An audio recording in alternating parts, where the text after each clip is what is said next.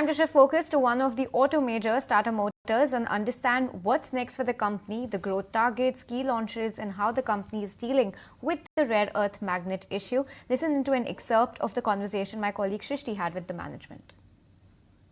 We shared our ambition of attaining 18 to 20% market share by 2030. And we also shared that today we have about 8 nameplates and additional 7 new nameplates will be launched. One of them is of course Sierra, but then we also have showcased 2 concepts on Avinya on the electric vehicle side. Additionally, we might have two nameplates on the ICE side, additional new nameplates, and 2 additional on the EV side.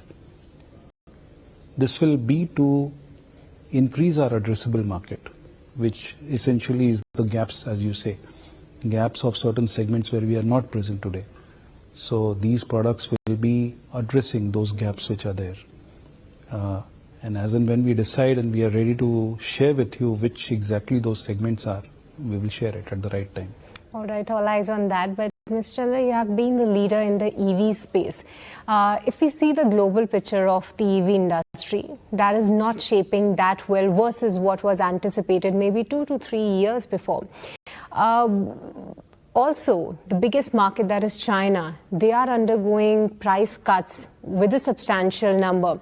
Back home, how do you see the price parity playing between ICE and EV, and do you believe that going ahead in few years, India can also be one of those markets where we will have the EVs priced attractively, or the industry will be forced to do that? Maybe if you can share your thoughts there.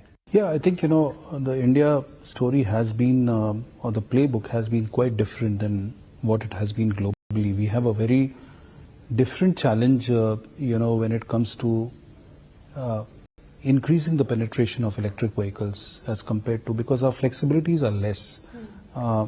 For example, the median price of cars in India would be $10,000, whereas in Europe or more developed countries it would be $35,000, $40,000. So we have affordability also to be addressed.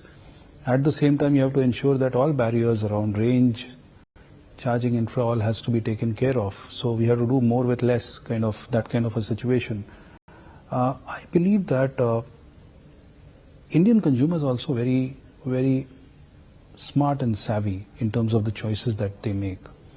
An electric vehicle delivers a lot of additional value for the buyers, whether it is the operating cost, which is running cost of the car is less, and some of the smart buyers we already see are going for electric vehicle because of the running cost advantage that they have. Eventually, as the awareness increases on the electric vehicle side, they will realize that you get significantly high durability. In ICE cars, you get 40,000 or a 60,000 kilometer warranty for 2-3 years, whereas in electric vehicle you are getting 8 years, unlimited for Harrier EV, as you would have seen. So people will understand that EVs are the smartest choice going forward. I think I would say that in terms of this tonnage shift, we are close to the peak now. In the sense, I think maybe in 1 or 2 years, the tonnage shift should kind of peak out. And then we should start seeing growth in numbers also. And why is because, see, the GDP is growing at a healthy rate. Government investment in infrastructure is quite healthy. Quite a few end-use sectors like cement, steel, coal mining, all are doing well. Consumption is growing. E-commerce is growing. So I think with all this in place, we should see the numbers for the commercial vehicles go up. And we are looking at a good single-digit CAGR for the industry in the next 5 years. All right, good to know that. But Girish, other than that, there's been a lot of shift and lots been happening in the electric vehicle bus segment. In the earnings con call as well, you have been positive on the upcoming tenders.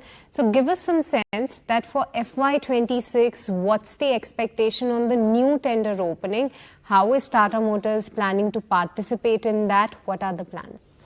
So I think Tata Motors participated in the first tender of CESL, won the tender, and the objective was very clear that we want to make government's intent of electrification of public transportation successful.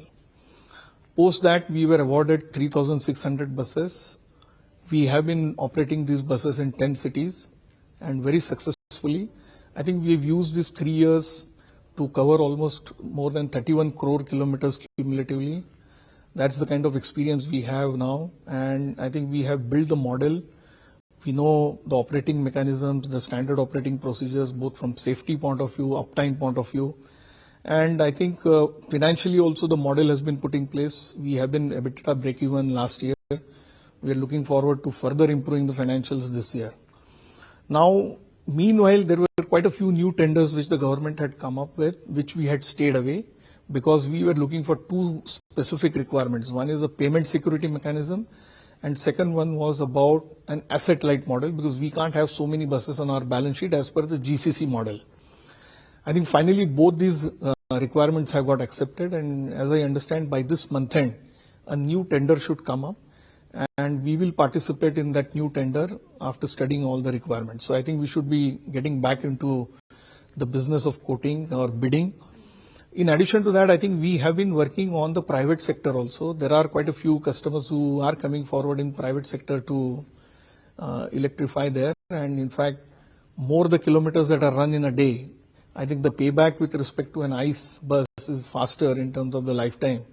And therefore, we see quite a few customers coming ahead. So we are also working with them. And how big is this upcoming tender that you just referred to? As we understand, this tender can be as big as 11,000 buses. Okay. 11,000 buses coming from the central government itself? Yes, yes.